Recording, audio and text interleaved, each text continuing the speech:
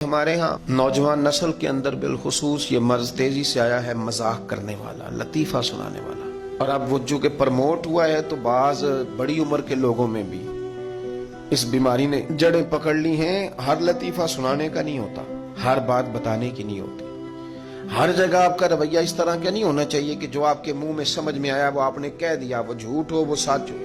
کچھ باتیں اس طرح کی ہیں جو آپ کی شخصیت کو کمزور کریں گے۔ اگر آپ وہ والی بات کر دیں گے، اگرچہ اس سے لوگ 10 منٹ کے لیے مسکرا لیں گے، لیکن کئی دفعہ لوگوں کو محسوس ہوگا کہ جس خوبصورت چہرے کو میں دیکھتا ہوں اس کے اندر سے یہ والی بات نہیں نکلنی چاہیے، کوئی اور نکل آتی۔ آپ حیا کے دائروں کے اندر جب سمٹے ہوئے رہیں گے، تھوڑا سا آپ کا لوگوں سے پردہ رہے گا، اس میں بڑی ساری آسانیاں ہوں گی۔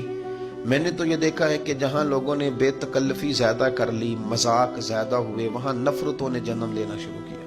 مذاق میں غصہ اتنا زیادہ بنا کہ پھر وہ باتیں ٹوٹ گئیں، پھر وہ تعلقات خراب ہو گئے۔ اگر تھوڑا پردہ رہے، تھوڑی شرم و حیا رہے،